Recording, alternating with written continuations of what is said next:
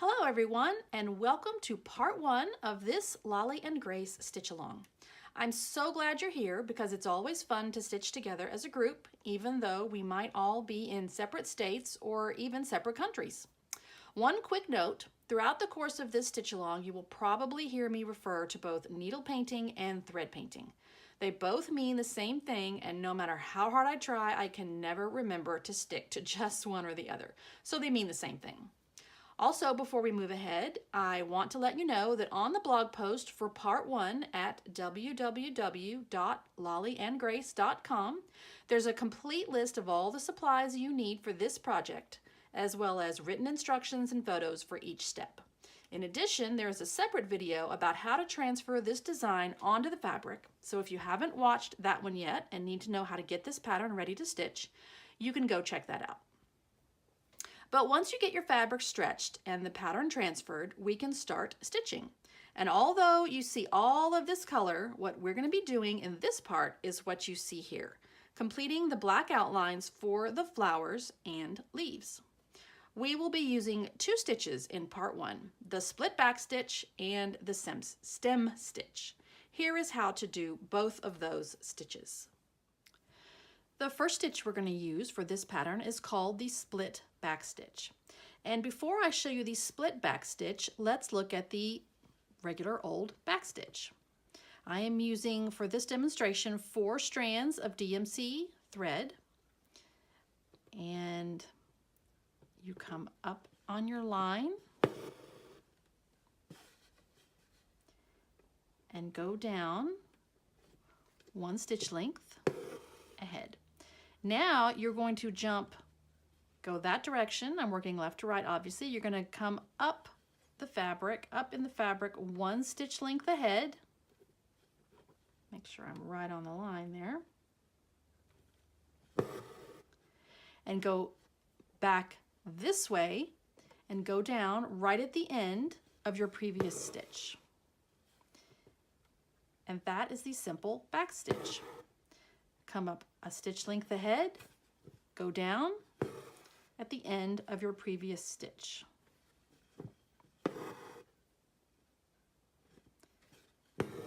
Now, this is a great basic stitch. It's good for lines or curves, and it does not matter how many strands you use. It all depends on how thick you want your line to be.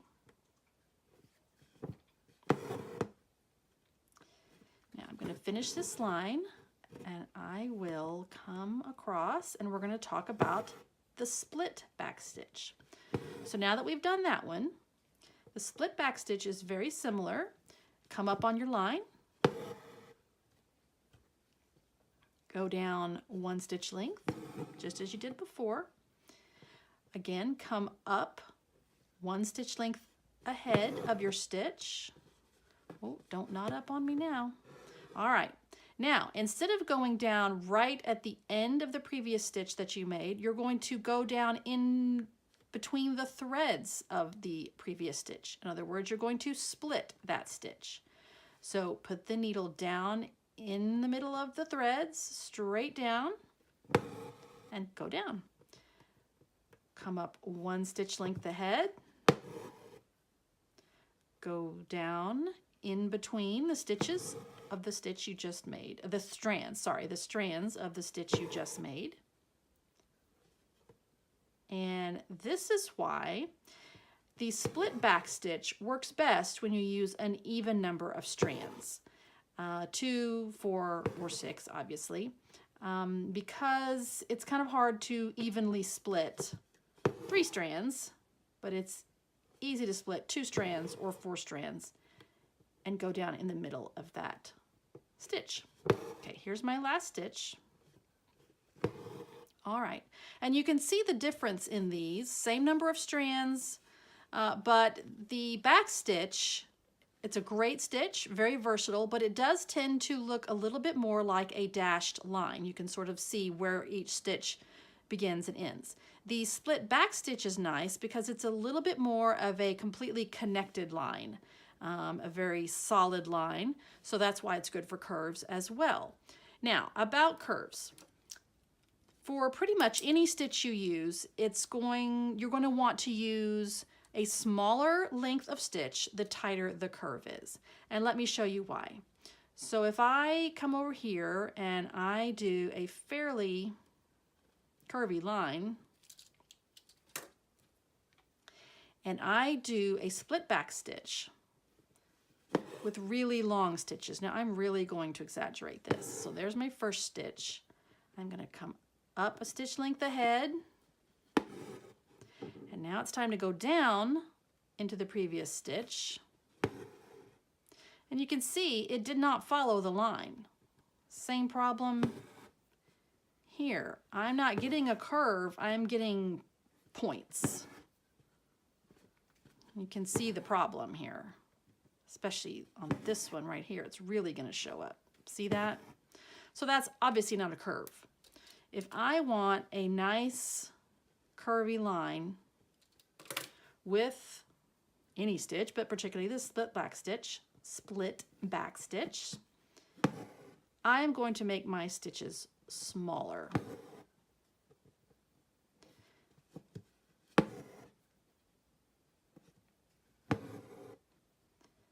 So you can see the difference here in the size of my stitches. Always making sure that I go down directly in between the strands of the stitch I just made.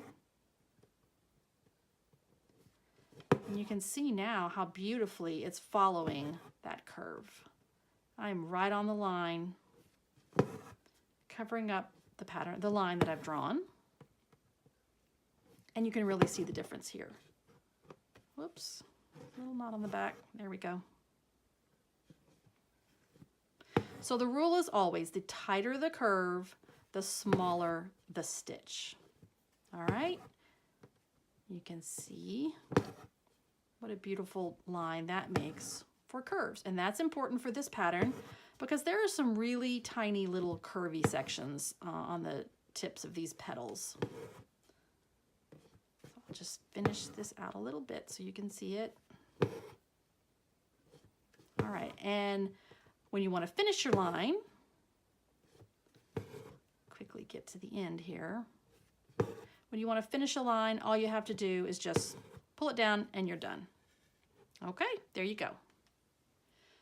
The next stitch we're going to use is the stem stitch. Another very versatile, lovely stitch, good for straight lines or curves. Just as before, come up on your line.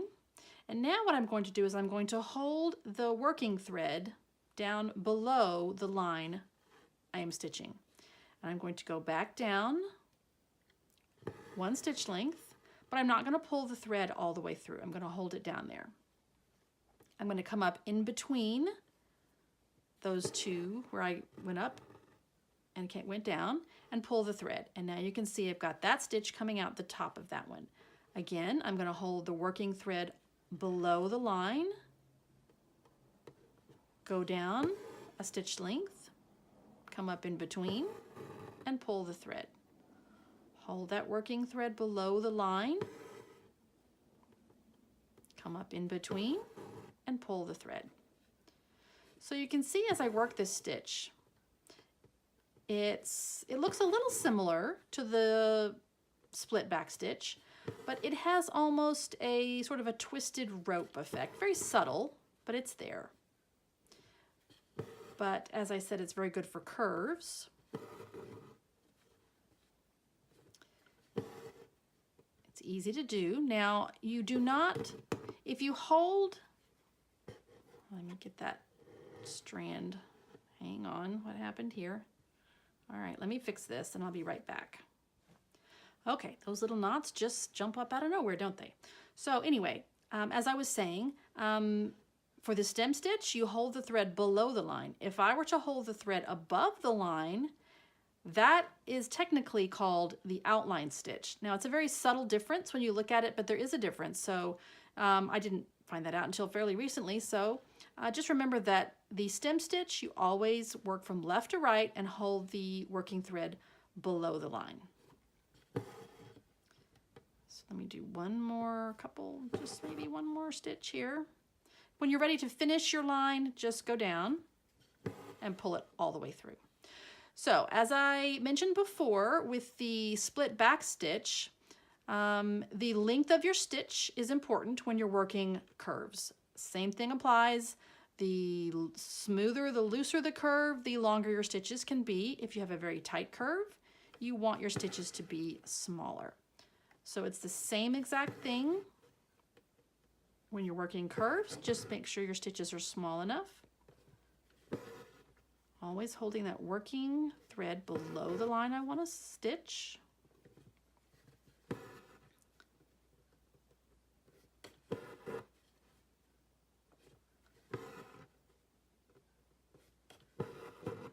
And this one also stitches up very quickly too, and that's nice. You can see as the line forms, it's a mix of very nice, pretty, smooth, but get kind of a twisted curve. All right, that is the stem stitch. And it's time to start stitching. What we're going to be working on in part 1 are the black outlines for the leaves and for the 3 flowers. For the moment, we're going to leave the little berry twigs alone. We're going to work on those at the very end. All right, so just a quick word about stitching with black thread or any dark colored thread on white or light colored fabric. I do not like to carry my dark thread or my black thread from one area to another on the back side of the fabric because it will show through on the front of the white fabric after I'm done stitching. So for instance, if I had just finished up stitching this leaf right here, I would not just take my thread and drag it over here and start stitching right here because it will show through, and I don't like those lines, those random lines to show through. So what I would do is I would finish this leaf, tie a knot, snip it off, put a new knot in the end of my thread, come over here and just start a new line. That's particularly important if you, like here where you know there's not going to be stitching. Some of these areas will have stitching on top of them, so like with inside this flower. So I know that's all going to be covered, so it's not quite as critical. But let's talk about the leaves first of all. That's what I stitched first. So all of these leaves use 2 strands of DMC black thread, and they all use the split back stitch. Some of the leaves have wavy lines on the inside and some do not. The ones with the wavy lines are the ones that are going to be needle painted, thread painted. The ones without the wavy lines are going to be left, I think looks like it's just this one actually. So just this leaf does not have any wavy lines.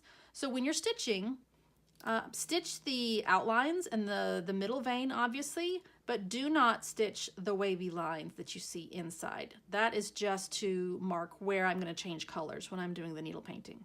So stitch it just like you see here, the outlines, the center veins, and the straight vein lines on each leaf. The next thing I'm going to stitch are these 2 outside flowers.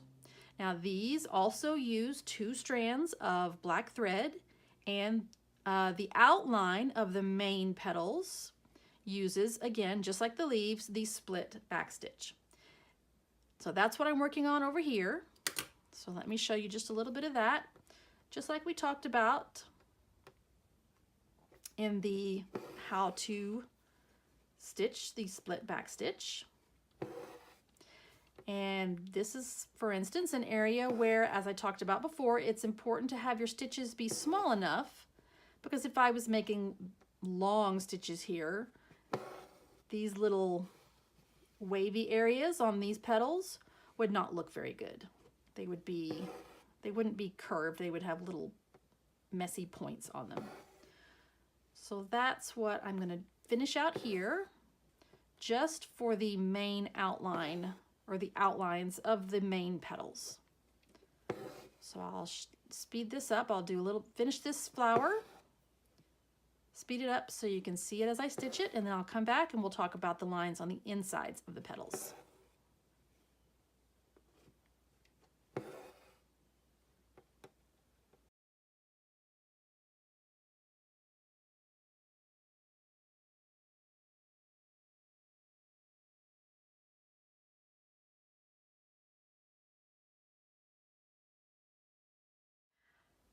I've now finished stitching the outline of this leaf with the 2 strands of black thread and the split back stitch. And I've done a little bit of work right here on these inside detail lines. And for these, this is going to use 1 strand of DMC black thread and the stem stitch. So I've already done this line here and this line here. And I wanted to talk to you, I mentioned not carrying your black threads across on the back of the fabric. So I just finished stitching right here. It would be super easy to just hop right across here and start stitching back down this way. But if I do that, even that little tiny 1 strand thread might show on the back here. So let me flip this over and I will show you what I'm one way you can keep from having to constantly knot your thread, cut it, and start over. All right, I have flipped the hoop over now, and I think you can see that these were the 2 small lines that I did with the 1 strand of thread, and I ended right here. And the next place I want to jump to is, I can tell from I can see through it, that it's going to be right here. But instead of just dragging this thread across to there, what I'm going to do is just kind of, let me see if you can see this, just run my needle through some of the stitching that's already there. Sorry, I know that's hard to see. And I know that that line starts right there, so I'm just going to make one more little, just run that needle through. And so now this thread has been sewn up into the stitching that was already there on the back, and so that when I put my needle back up here on the front, I know that that thread is not going to show on the back. That was not a really, that wouldn't have been a really horrible place to have to run a thread across, but if you ever need to run from, say, like here across to here, you can always just sew that little thread across stitching that's already been done and just carry it and then get your needle back to where you need to go back on the front. All right, so let me flip it back over in the front and I'll do a little bit of stitching on these interior lines. I've sewn my thread across the back now, and I'm ready to come up right here and work the stem stitch with 1 strand of black DMC thread. So as I mentioned in the other video, I'm going to hold the working thread below the line that I'm stitching. This is that line right there. Go down 1 stitch length and then hold that thread and come up in between and pull the thread. And that's all there is to it for all of these interior details on the 2 outside flowers. Works up really quick. Now, why did I choose 1 strand? You might be asking yourself that. Well, I knew I wanted to use 2 strands for the outline of the flowers, and I wanted these interior lines to not be quite as thick. I wanted them to be a little bit more delicate. And I knew since I had already used 2 strands on the outside, thus my only option was 1 strand for the inside. You could use 2 strands on this part, but I kind of like it with 1. I don't work with 1 strand very often, and it's kind of fun actually. This is the stem stitch all the way across on all of these lines. All right, I will finish up all of these and we will talk about the main flower in the center. The last thing we're going to work on for part 1 are the outlines of the petals on the center flower. We are again going to use the split back stitch, but unlike previously, this time I'm going to use 4 strands of DMC black thread. Now, you might be wondering why I chose 4 strands, and that's because I wanted this line to be pretty bold because it's the main flower, and I wanted it to sort of sit in front of the leaves and the flowers, the other leaves and flowers that are supposed to be kind of behind it. So just like previously, I'm going to do the same thing with the split back stitch. I've already sort of started on this line. And you can see that this is a section where, again, it's important to, a little piece of fuzz there, those drive me nuts. Hang on, get it. Okay, This is a section where it's important to have your stitches short enough. And a knot, of course. Hang on, that's a bad one. All right, maybe. There we go. All right. Important to have your stitches be short enough right here so that you can get these little curves to look exactly like they look as you drew them on the fabric. So I'll keep stitching this. Also, as before, you do not want to stitch the wavy lines in the center of the petals, nor do you want to stitch the ovals that are in the center. We have something really fun planned for that. It's going to be really neat. I think you're going to like it. So this will be the end of part 1. Part 2 is going to be really fun because we get to add the color, which is honestly my favorite part. So I hope you'll join me, and I will see you then.